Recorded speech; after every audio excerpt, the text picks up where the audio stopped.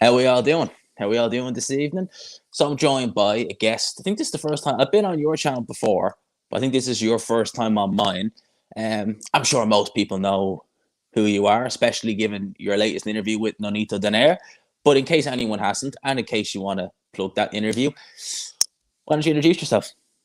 Thanks very much, Gman. Yeah, it's my Gman boxing debut, so I've been looking forward to this. If anyone wants to come over to my channel, very similar to Gman, just covering all the kind of latest news and fights that are coming up in boxing. And I know Gman tends to he puts more light on women's boxing than anyone I know on YouTube. I try to do that with amateur boxing, so that might be something that's a little bit different. So yeah, anyone that wants to come over, you're more than welcome. As you see there on screen, and I have it running on the banner below, Punch Perfect Boxing.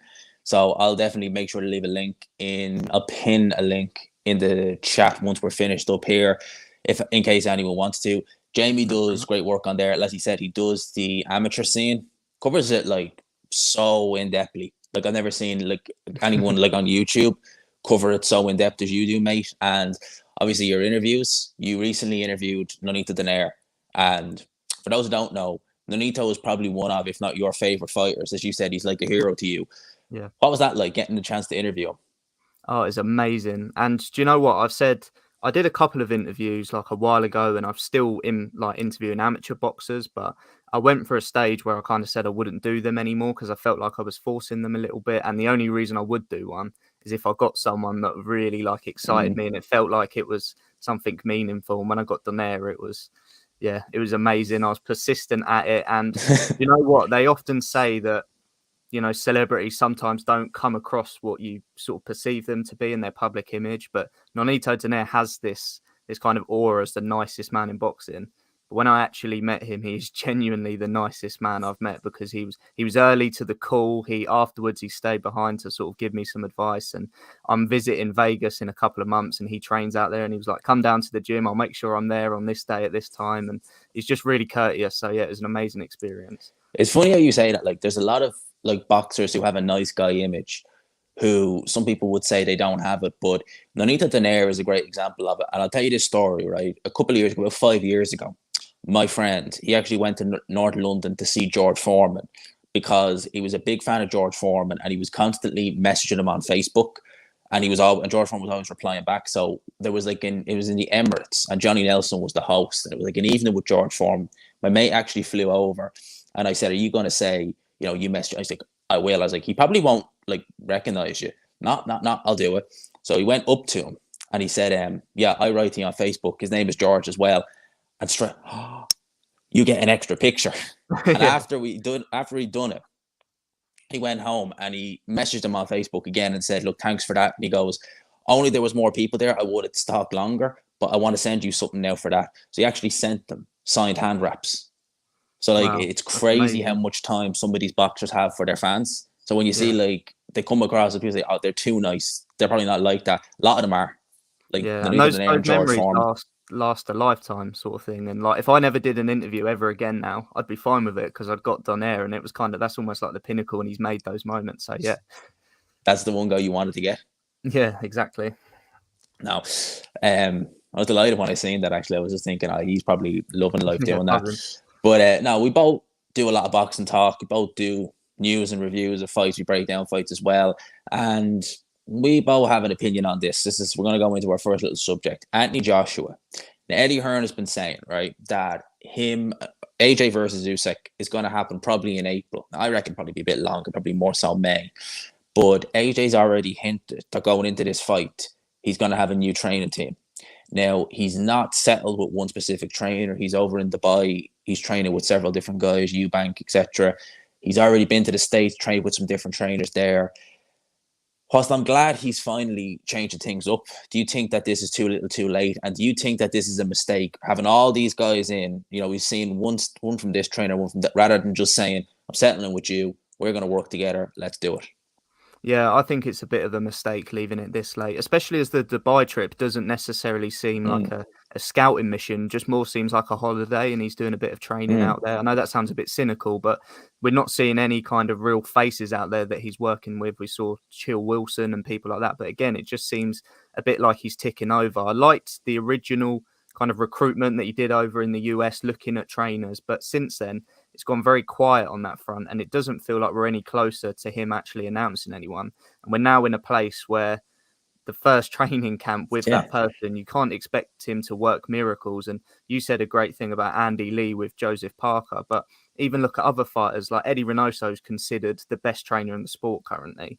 When he picked up Oscar Valdez, he was pretty poor for his first few performances because he was transitioning from being an aggressor to being a boxer, and it didn't look great. Even Reynoso can't work miracles straight away. So I do think he's probably left it a little bit too late at this stage. And as well, you touched on something interesting there when you say that for the first few fights of Valdez, Reynoso, and him, they didn't translate amazingly. Obviously, it improved. Do you think AJ's missed the boat in which he could maybe pick the wrong trainer, but because it's such a short camp, that none of what this trainer will do, like for example, he just took a name, Virgil Hunter. Let's say that's the wrong style for AJ. By the time he realizes, okay, I'm not fitting with this trainer, it could be March, could be April, could be weeks outside the fight. I really think that what he did by going to the US to train with all these was a brilliant idea. Get little bits of everything, but to not just stamp your mind and say, right, me and you fit it, I'm going to work with you. To just kind of, it's weird. It's almost like he's waiting for someone else to tell him he's your trainer and he'll go and pick him, rather than just saying, I want this trainer, I'm going to take him, let's work together. Do you ever get that impression that AJ, it's almost like he strikes me as someone who doesn't have the most confidence in his own, how would I say it, ability to choose. It's like he needs someone to give him the approval. I think it could be this guy. Do you? That's a good choice. That's not a good choice. Then he changes his mind. Well, I think we've seen with AJ more recently, especially, that he just tends to contradict himself a lot, and he overthinks absolutely everything by the looks of things. It feels like he thinks there's a right way to do something, but then questions whether that is the right way, and he just constantly kind of overthinks these things. And maybe that's what he's doing now. Maybe he's stewing on it too long. And although the recruitment mission that he did was a good idea, I think it was a great idea to see all these different trainers. He could have gone to the first one and thought, okay, this seems good, I'd like to work with him. Then gone to the next one and think, well, this is good. Gone to the next, well, this is good. And he may have come away from it not really knowing who the best person for him was. And now he's in a place where he's left it too late. So like you, I think he's just overthought things a little bit. Do you think that that's going to be his detriment now, going into this Usyk rematch? Because I don't know. I can't see him winning this fight. He's talking about, going to war, and seeing the interviews he's done lately, it really does have me scratching my head, and I'm just thinking, like, what is actually going on in that head of yours? Do you really think that, how do I say it, like, you're going to go in and just overpower this guy and just be the hard, like, because Usyk's seen that before. Like, if you really think that this just trying to be like the macho kind of guy is going to win you this fight, I don't think it will, personally. I think you need to be smart and sensible going in here, and I think you need the right game plan.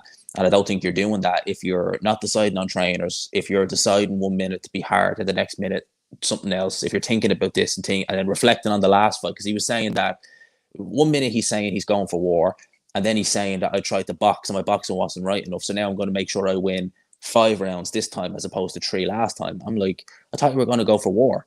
So to me, it's like he doesn't seem to know whether up is down or left is right at this stage. And you need to have, this fight could be happening in 3 months' time. Have your head screwed on now.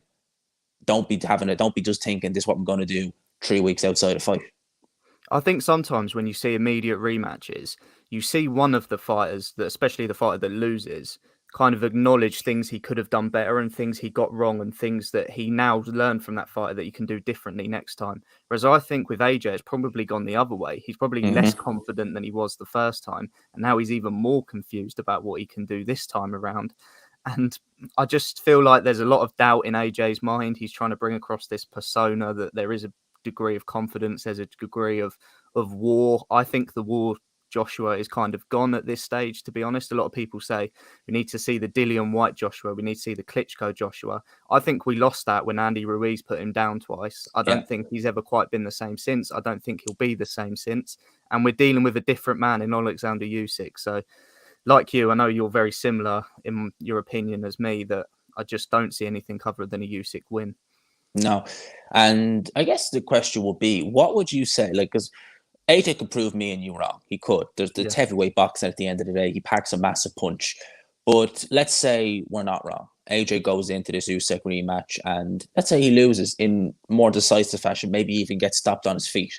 What do you think would be the next step for Anthony Joshua by then? Because I think that at that stage, although AJ is a very popular figure, I think at that stage, a lot of the fans who he's built up as just being the winner, a lot of fans would follow him kind of because, oh, you're the guy in charge, you're the winner. A lot of them would go a bit. Do you think that he'd stay in boxing, or do you think that his stock would diminish dramatically, that he might think, I might do something else?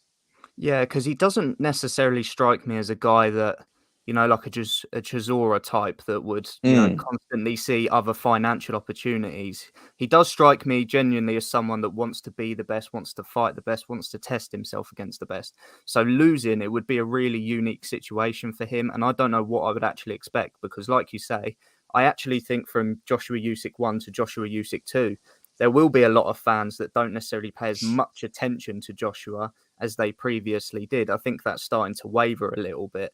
So it would be interesting to see what he does. But I just think Joshua needs to almost find himself a little bit because this, I don't know about you, but everything he says and does doesn't make sense to me anymore. And this comes from a place of not mocking Joshua. It actually comes from a place more of sort of disappointment because, like you in your previous video where you said you like watching Anthony Joshua fight, so do I. I was at his debut. I've watched every fight since then. I like watching him fight at the top level because he's either going to get knocked out or knock someone out. It's entertaining.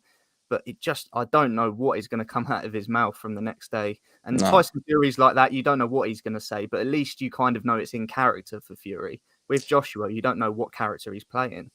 That's exactly it. Like with Tyson Fury, people would say if you do a video on AJ contradict themselves, someone would say, "Why didn't you do it on Fury when he said this?" Because I'm like, because Fury is just that's what he does. Fury's the type of guy who'd say, yesterday I ate pizza for dinner, and then say I never ate pizza in my life. That's just Tyson Fury. He's just a walking contradiction. With AJ, everything about him is it just seems so out of the character from what we're used to seeing. Now, there's something I was thinking of the other day, and I wonder this. When AJ fought Dylan White, that was for a British title. There was a lot of talk of him at the time going to European level. Obviously, when Charles Martin won the vacant IBF title, they were quick to make that fight. Do you think we could come to the end of AJ's career, whenever that is, and say, in hindsight, taking that Martin fight, although you dominated him, was maybe a mistake at the time, that maybe we could have done better with taking a year, 18 months of just because AJ would have got the European level, no issue, I think, and I think he would have got the fringe level, I think, no issue. And that 18 months could have, built AJ so much better than winning an IBF title and then a year later you're facing Klitschko. Do you think we could have some situation like that? Yeah, he might have had a more wobbly moment, a Ruiz moment at European level that might have helped him a little bit in his progression. Because you kind of saw after Martin, he was sort of learning on the job in most of his fights. He doesn't have a deep amateur background, although he was successful. So I sort of agree with you there that perhaps they saw an opportunity to progress him, fast track him up to that level and make him the superstar they wanted him to be. But in hindsight, perhaps there could have been a bit of a slower matchmaking step there. But I also feel, again, something you said in your videos. Can you tell I watch all your videos? Where you said about Rob McCracken leaving him slightly earlier. I've actually said for a while that I think that decision probably should have come a little bit earlier. I don't always like when fighters continue with their amateur setup. I know that they're comfortable with that, and if it works well for you, I get that too. But I do feel like he should have probably made this change, and we should be having this conversation about trainers a little bit earlier. 2018 was when I looked and I just thought it's all wrong. It's just after the Parker fight, I was like, AJ's a brilliant fighter. And at that time, I was thinking, who could beat him if he had? And I know Emmanuel Stewart was dead at the time. Was dead, but I was like, if he had a different trainer who could bring more out, who really could beat him? Because Rob McCracken, like his instructions is hold your hands up higher if things are going wrong. That's just not enough. And I kind of thought to myself almost that Sky were making AJ as like Carl Froch 2.0 because Froch was the Sky guy and he had Rob McCracken training him, and it was like they wanted AJ to be like another one of Carl Froch. Yeah. I just Anthony Joshua is a strange one like that. I love watching him fight. I've never missed one of his fights. I've never seen him fight live, but I probably will try and get over to the Usyk fight, the rematch, because it's easy to get to.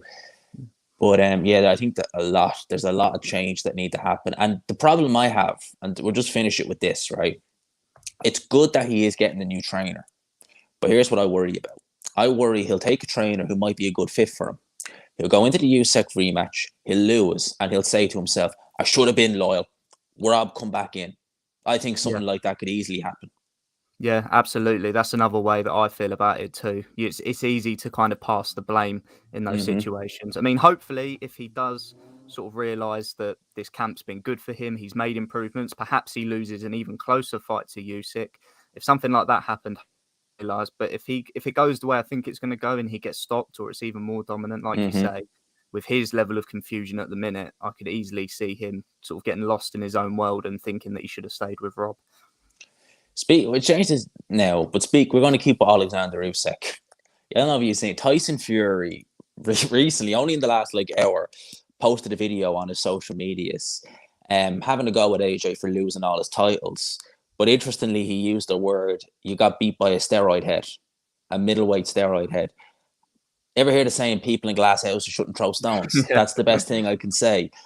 Alexander Usyk is not someone you'd expect PEDs. What do you think of that? Tyson Fury, it's such a random, we know Fury is a rat, but that is just such a random thing. I mean, of all the people to make an accusation, shouldn't be Tyson Fury. And of all the fighters, it'd be different if Jarrell Miller was coming back and he said steroid. You'd be like, yeah, you wouldn't even bat an eyelid. You'd be like, yeah, he is. But Usyk of all people. What are your thoughts? Even if he said it about Joshua, who's big, he's muscly, he's athletic, then you'd probably go, yeah, he's just saying that off appearance and he's speculating. Yeah. Or if he said something like the steroids didn't help you against Usyk or something, you wouldn't even bat an eyelid. You'd just be like, yeah, that's Fury. But to say Usyk was the one, I'm like, that's crazy.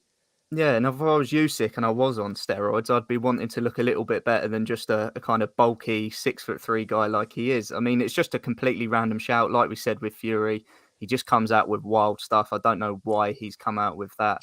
I mean, speaking about the Joshua conversation, I think Fury making that video and Joshua seeing it probably bothers him a little bit seeing those types of videos than it would vice versa. If Joshua made a video like that, I think Fury would laugh and just sort of play it off. But yeah, random shout from Fury as it always tends to be.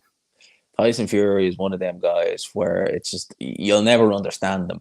I do find I seen an interview actually with Sugar Hill, and I found this interesting. He kind of, without saying it, alluded to the fact that Fury going into this the Wilder trilogy fight didn't put in the same amount of effort, we'll say, as he did in the rematch, with Dillian Whyte potentially being the next opponent for Tyson Fury. Do you think he could run the risk of doing the same again? Because Fury is one of them fighters where he'd look at someone like maybe AJ or Wilder in the rematch and think, I need to be on my game.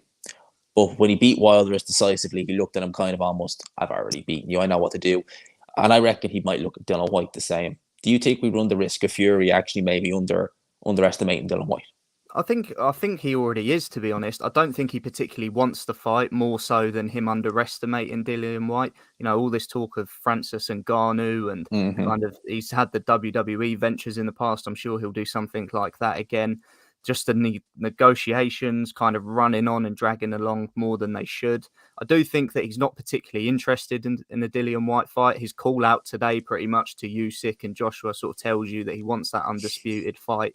He kind of blamed Joshua for delaying him being able to get that fight as well. So I think for Fury now, it's undisputed or that's it, really. I don't think anything else will get him out of bed and get him motivated. I think at this point, he really does run a risk of underestimating Dillian Whyte. And if he's not training hard enough at his age, with kind of his legs as well, will slow down a lot more, I think, with the weight on top. I think he could be in trouble at some point. That's what I was going to say. Do you think as well with Fury, Dillian Whyte hinted at it, and the more you think, but the more I think it's true. Do you think, I know he's only 32, but he has not lived a clean life by any stretch, by no stretch of the imagination. Do you think that them legs are gone at this stage? Literally, he maybe has a couple of good rounds in him. For the rest of the time, he'd be a lot more static. Yeah, I don't know if it's like if they're gone yet or whether the Wilder trilogy fight was a sign of they're gone yet, but I do think they're going. And a lot of people, when he came back against Wilder, and people were like, wow, he's been able to make this transformation. He doesn't look like he's missed a beat. It will catch up with him at some point. Just because it didn't impact him straight away, it will catch up with you in the long haul. And with his body shape and stuff, we talk about how well of a mover he is for his size. I do think kind of being heavier up top will affect your legs more so at some point. So I do think whether it's the next fight or the fight afterwards, I think he probably knows that undisputed fight. He needs it soon because he is just slowing down a touch. I think that like Fury and AJ are only separated by a year, but Fury is the older of the two in terms of what he's done to his body. And I think he probably knows that himself. Like he strikes me as someone who understands the game, understands the history, you know, especially when he's with Peter. I reckon that like he knows my time isn't. He's not going to be a Klitschko. He's not going to be a Mayweather who can carry on into their 30s and still just look like they were in their 20s. He knows I've only got about another 2 years, 3 at a push in me. Yeah. I need to make hay now, get undisputed, get my legacy, and then get out before someone. It's like, do you remember Tyrell Biggs? He was someone who had a lot of talent, but he was just all over the shop with his lifestyle. And the Duvas were like, get him in with Tyson before someone else beats him. Yeah. Let's cash him out with that. Oh, Fury's a lot better than him, but I think maybe Fury looks at it and thinks, you know, something like that could happen to me. My legs could go. I need to make hay while the sun shines. Yeah, maybe that's partly why he sort of entertains that Ngannou fight. Maybe he just sees another big sort of showcase opportunity with loads of money. Maybe he looks at that and thinks, even with no legs, I'd be able to beat him. So, yeah, who knows what's kind of going through his head at this stage. I mean, I'm telling you, Ngannou, someone like Sakalowski could probably beat him. Like internally, someone like Sakalowski, who is not a bad fighter, could probably beat Francis Ngannou with that stage at this stage. Don't let MMA fans hear you say that, though. Don't let MMA fans say that. The amount of MMA fans I've upset, like even before YouTube, like I used to work with some who were just diehard MMA fans.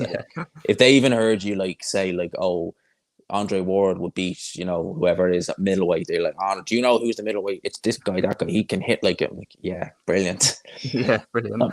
Speaking of like DAZN and Anthony Joshua and things like that, we recently got an announcement from Eddie Hearn and DAZN about their upcoming schedule. Yeah. Now, I think we both did videos on it. We both had our thoughts on it. Mm-hmm. What do you can share your like thoughts here? What are your thoughts on it? And what fight are you most looking forward to out of all the ones we have between Ennis, McKinson, Woods, Conlon? Which one are you looking forward to the most? So I'm looking forward to the schedule on a whole, just first and foremost. I think when they did their announcement last year, when they were still with Sky, it was really disappointing. And actually, a couple of the fights we underestimated. I think Warrington Lara and Kelly Avanesyan, and there were a couple of upsets lower on those cards as well. I think Robbie Davis Jr. losing. So those cards ended up being better than we expected. So I kind of took a bit more of a relaxed approach when looking at this schedule. And I think it's okay overall. I think the best fight quite easily on there is Estrado Chocolatito 3. But I'll kind of exclude that from this because I think everyone would probably agree with that. So outside of that, obviously, Rungvisai versus Quadras 2 kind of falls into that same category as well for me. But the main event I'm looking forward to most is Lee Wood versus Mick Conlon. And I know you said that you think Lee Wood batters him. I've kind of really got no bearing of it because Lee Wood has gone from a British level fighter to a world level fighter in one performance. And that's quite a big jump. You know, we were saying earlier about Joshua getting transcended quite quickly. That's kind of happened with Lee Wood. And now he's got a good tactician in his corner with Ben Davison, who I know is the kind of talk of the town at the minute after his interview today. But Adam Booth in Mick Conlon's corner, who was kind of the Ben Davison before Ben Davison. Mick Conlon's someone I've never rated as high as some people do. I do feel like, especially at featherweight as well, he moved down to super bantamweight, so his power and his size would be more of a factor. But now that he's moving up, he's getting in with a guy that's a much bigger hitter than him. So I do favour Lee Wood, but it's one of those ones where if Lee Wood was suddenly closer to British level again and Conlon perhaps did show us what his potential was, it could be slightly different. But I think in Nottingham, I will favour Lee Wood. But I do really like that fight. I wonder what does Adam Booth actually see in Mick Conlon? I'll tell you why. Because every time there's been a chance for an easier title, they've been willing to go up and down weights. You know, when there was a vacant WBO at 126, I think Navarrete was next in line. So it could have been Conlon Navarrete. No, we're going down to 122. Okay, you're going into 122. When Stephen Fulton showed what he's all about, oh, no, we're going back to 126. Yeah. And then they were kind of toying and going like between the two. And then when Lee Wood won his title, oh no, we want our mandatory shot now. So it's almost like they're trying. It's almost like Adam Boot and Mike Conlon are trying to get a world title, what they perceive to be the easiest possible route. Yeah. Which has me kind of thinking, I wonder what happens in the gyms. Because you said Adam Boot is like the Ben Davison of the 2010s. I think Ben Davison is a better trainer than Adam Boot, a much better trainer. Right. Adam Boot is a real, if you're not athletic, if you aren't quick and have good reflexes, you pretty much screw it with Adam Boot. He can train you, but he won't be able to do anything with you. With Ben Davison, you see guys like Lee Wood, who I think was Lee Wood trained by Dave Colwell at one stage. Yeah, he was. And he always looked okay, but he was lacking things. But he doesn't seem to be lacking now that he's with Ben Davison. He's be able to bring something out of him. He's done good work with Lee McGregor as well. And I think with Conlon, one thing I know about Conlon, he gets by a lot with low body shots. And if you've ever seen him, a ridiculous amount of them are low. Like I think they've even stopped fights where the guy was clearly hit low and they just called it a knockout. Conlon won't get away with that in Nottingham. Definitely not. On a matchroom show as well. I don't think he likes pressure too much. He can box, but has he ever been anyone who was as heavy-handed as Lee Wood? And Lee Wood and I think Ben Davis would be looking at Mike Conlon's body and thinking, we're going to hit him as hard as we can to the body. And someone who switches a lot. I just see Michael Conlon being a recipe for disaster in there against Lee Wood, because we're assuming that Conlon is at work. He's only ever fought Jason Cunningham for a Commonwealth title years back. That's only really his kind of, I know he's been kind of going back and forth between the States, but that's really only his kind of toe at British level. We don't know, is he superiorly above British level? Because he's never really fought any domestic rivals. Yeah. He's fought a couple of guys who you could say are European level, but European level, some people say like, oh, European level is better than British. Well, not necessarily. Some of these guys could be absolute garbage, but they're European level because there's no one in there. There's no one else in their country. So you could get a really easy run at European level, like Sam Egerton did at welterweight a few years ago when he was a welterweight. A lot of them guys weren't that good. Most British guys would have beaten them. So you never really know. I think Lee McGregor as well, that you were saying Lee McGregor there. I think you look at his British title fight against Kash Farouk versus that European title fight he had recently against nobody. Like you say, I think there's a big difference. Yeah. And, you know, so that's, I don't take as much stock in British as European to British as some people. I always say you need to look at who is there. Like Sergio Garcia at European level, that's an ask at 154 pounds. That's no joke.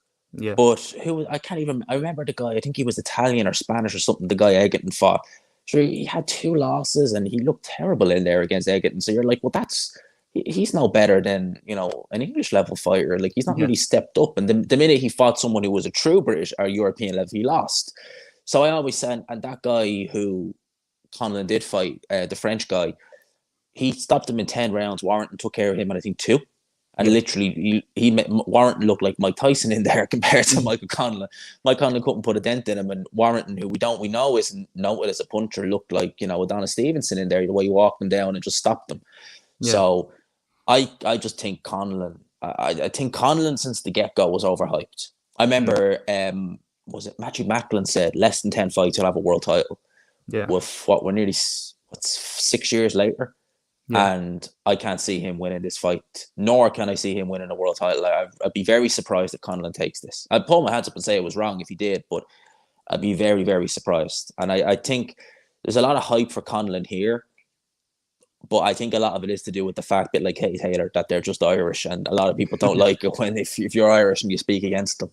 Yeah, and I think his Olympic background, his World Championship background. So in terms of some of the other fights, what's yeah, he did have a good pedigree, like, but even when I look back some of his amateur fights, I mean, like Andrew Selby, I remember that fight. Now I know he was a lot younger back then, but Andrew Selby really, that was almost like a master versus the pupil. Did you ever see that fight they had? It was in the World Boxing Super Series. Yeah. Where it was almost like master versus pupil, and the master just took care of him.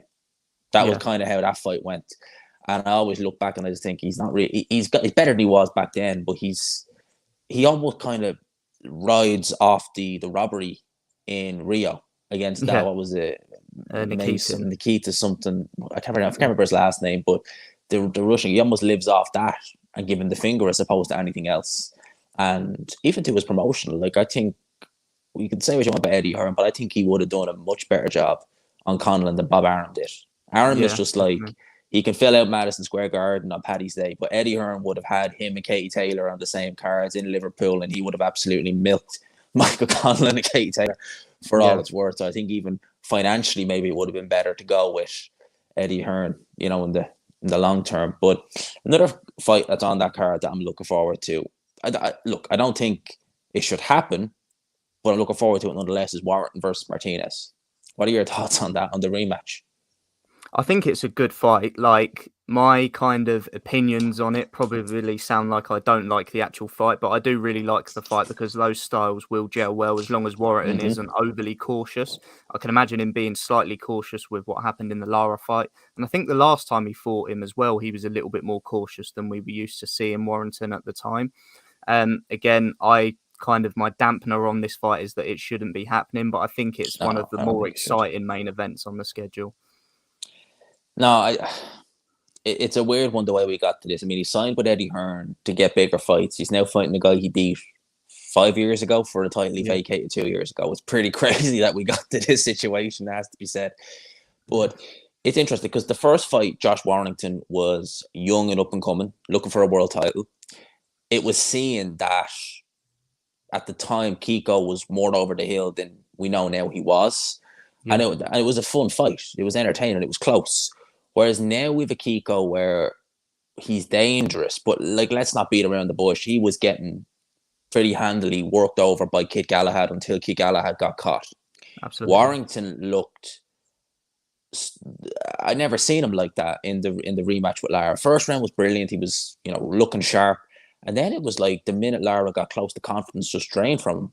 And I wonder, is that going to happen again in this fight? Is he going to doubt himself, his ability, his chin? Would he be looking at Kiko Martinez thinking, he did that to Kid Galahad, what could he do to me? I've said a couple of times on my channel that I think when fighters break their jaw, they lose a degree of confidence. And I think that's going to be a case with Josh Warrington. I feel like the first round, like you say, against Lara was fine. And then he got cracked and sort of thought, okay, I need to be careful here. And I do feel like it will be like that moving forwards. Josh Warrington had a complete neglect, no care whatsoever for being hit back in his previous fights against Frampton, against Selby. None of them really had the power to properly hurt him or make him pay. So he just always seemed fine with taking those shots to land what he needs to land. He now knows that he can't do that against someone that's got heavy hands. So it'll be interesting to see how he sort of approaches it. But yeah, it's going to be interesting. But, you know, he had the shoulder injury as well in the Lara fight. We didn't really get to see how that was going to impact him as well. But I think with that Leeds crowd, it's going to be a very different kind of atmosphere for Josh Warrington. So. And having home field advantage will definitely help him. I think I think that was where they did in the first. I think that's where the first fight happened as well. Yeah. So that will help Josh Warrington out massively. And I guess Eddie Hearn is hoping Lee Wood wins and Josh Warrington wins because you have a unification there. I'm not sure. Nottingham that's kind of middle of the UK. How far would that be from Leeds? Would it be far or would it be? Not too far. You're looking like an hour and a bit probably in terms of a drive. So it's not like he probably loved that fight then because he can get the two. They're close enough areas. They can do it like a big, massive unification in the summer or something like that. I'm sure Eddie Hearn would love that. Yeah. In terms of some of the other fights that are being talked about, Canelo Alvarez. Now, back end of last year, we were here in Ilunga Makabu. Ilunga Makabu is fighting. As it stands, because it's Don King and God knows with him what's going to happen. I mean, Lunga Makabu could end up fighting, a career super middleweight instead of to be some Bachunu. But now we're hearing that Charlo is the leading runner. What do you think is the story there? What do you think is happening there? Why do you think Canelo is looking all of a sudden to do a 180 to go from wanting to fight a cruiserweight with Lunga Makabu to now looking likely to fight Charlo and on PBC at that? So Eddie Hearn saying, him and Canelo are tight and he could be fighting on Al Haymon's platform again. It's really like it came out of nowhere. When I saw Mike Coppinger's interview where he mentioned it, I was like, wow, I really didn't expect that because the fact he's gone back to PBC, obviously, if it does happen, that bit doesn't surprise me so much because he was very complimentary of PBC. The fight did massive numbers. Yeah. So that doesn't surprise me so much. It's just the fact it's Charlo. I don't know why. It just really comes as a big shock to me. Yeah, I thought on the list of guys that he would target, I would have just had him 5th or 6th down the list, and he would have eventually got to Charlo when he'd run out of opponents. And the fact it's coming now does make me wonder what's Canelo seen, rather than jumping up to 175 and going for that Bivol fight that seemed quite close at one stage. I kind of understand why he's not going for Beterbiev at this exact moment. I think he'll pick the right moment to go for Beterbiev. I know Makabu, what has happened there for him to suddenly be turned off by that situation? Is it Don King? Is it the Machunu fight kind of wasn't really in play when they were talking, and now it is happening? So I don't know what's thrown it up, but I kind of like it. I only see one winner, but it's one of those ones where I wasn't quite expecting it, but I'm not going to complain that it's going to happen. I got my theory. My theory is that Canelo, had Makabu not been with Don King, probably would be fighting him next. I'm sure Don King, a leopard never changed his spots. I'm sure he probably would have said something or done something or wanted something done that Canelo was like, not going to happen. Absolutely. Whereas he can look at Charlo and think, do you know what? Undefeated, 2-weight world champion. And let's be frank, I would pick Canelo quite handily over Charlo. Certainly, if 168, definitely, 100%. Yeah. Maybe he's looking at that and thinking, do you know what? On paper, it looks like a competitive fight, but I'm going to beat this guy pretty straightforward. So maybe Canelo sees it as an easy enough fight, and then could maybe go, if he wants to stay with PBC, Benavidez potentially or Joe Smith Jr. in September. All the while, Artur Beterbiev's getting older. Mm-hmm. Is he going to be active? Because that cut was bad. That's going to take a while to heal. And maybe in Artur Beterbiev, he might not fight until, God knows, September, October this year. Maybe when he fights then, because he's a big boy at 175, maybe he does finally start to show his age and look a bit bad. And Canelo will say, "Now I'll take you, and I'll make you wait until May the following year as well, just to be on, just to rub salt in the wound."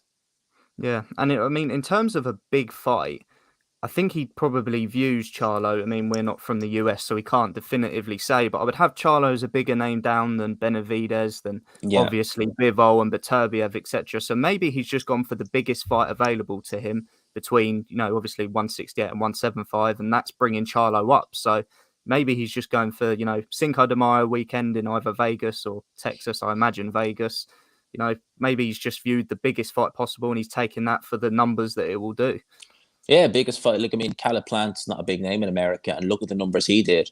You get some, and Charlo's, they have done pay-per-views in the past. I remember Jamal when he fought, it was Jamal when he fought the guy Korobov. I think that was pay-per-view, if memory serves me. I think that was. They did a double header as well. They did that. The Rosario fight for Mel, and then the Derevenchenko fight for Maul. That was like a double header that night. So that was that was the pay-per-view. So they have enough of a following to do pay-per-view. So maybe Canelo was thinking, if I get someone who, okay, he's not a massive pay-per-view, he's not doing crazy numbers, but to sell that to the casuals, they'll probably look at that and think, yep, we'll take that. We'll make an absolute rake of money. Canelo will be a heavy favourite, and they'll look to go down that avenue with that. Yeah, I think that's kind of the more logical kind of side of it. I think, like you say, Plant wasn't a big name. Saunders was a Brit. He was a big name over here, but not over there. No. Charlo's got a name, so it's probably the biggest fight that they can make in the US. Yeah. Obviously, I think me and you are both picking Canelo, but how would you have him do it? I think he'd stop mid to late rounds. Yeah, I'd probably go for points just at the minute. I don't really know how Charlo's kind of chin holds up in those situations. He's got a pretty good chin. I've seen him kind of trouble to the body a little bit more than his chin, because in second half of fights, he tends to take rounds off a little bit and he does tire. And I think at 160, you've kind of started to see a little bit more of his flaws, become more evident. And I think between him and his brother, Mel, they're both boxer punchers, right? But Mel's more of a puncher and Maul's more of a boxer. But he's not an elite boxer where he can just win fights purely on skill. And when he starts to struggle, he doesn't quite have the power to get you out of there. Whereas Jamel is he's there for 12 rounds and he can knock you out at any point. Whereas we've seen with Maul, he's had 7 fights at 160. And the 4 best opponents he's faced, he hasn't stopped. He's stopped the lesser guys. So he's gone to 12-round decisions in those fights. And it seems to me that if he doesn't hurt you or knock you out in that first 6, then he's a little bit in trouble over a 12-round distance. And that's not against anyone at the level of Canelo. So I think Canelo, to be honest, gets to him. I don't know whether it's a stoppage situation or whether it just becomes a bit of a beatdown, but I only see a Canelo victory. Yeah, and I definitely agree with you there. I think that his punching power at 154 was great, but it just didn't carry on to Yeah, 160. Clearly, you can see it that it did. And if you're talking 168, I mean, Jesus, that's them guys will take them shots no problem, because a lot of them guys at 168, when you see them, like I was thinking this a couple of years ago, like these guys are big, like these guys could pass for cruiserweight. yeah, And Charlo, he's a decent sized middleweight, but I wouldn't have him like, even like guys like Jesse Hart. They're massive at that weight, yeah, 168. And you just think, how are you gonna hurt these guys? These guys are huge. Like they will yeah, just take these exactly. shots for days. Yeah, completely agree. So, man, that was pretty much what we wanted to get on and have a talk about. So we got a good bit of time in, man. We got our topics Absolutely. in. We got about 40 minutes in. Before I finish up, for everyone in the chat, do you want to have one last plug? I've had your channel logo going in the banner, but do you want to give it one last plug before we finish? Yeah, absolutely. So anyone that's been in the chat and hasn't been over to my channel before, please do head over and hit subscribe. Getting closer to 2,000, so that's the next kind of mission. Very much similar to Gman. It's boxing reviews, it's previews, it's predictions. I cover a lot of amateur boxing as well. And yeah, just get over there. You'll get all the boxing talk you need. A nice and straightforward there. Punch perfect boxing. Just rolls off Yeah, the tongue. One of the first ones you'll have there. But Jay, Matt, appreciate you coming on. Thank you for coming on as well thank and you, giving mate. me the time as well to have you on. For everyone else in the chat, I hope you enjoyed. Obviously, this goes stay up for everyone to watch. And yeah, hope you all enjoy it. Peace for now, people. Appreciate it, mate.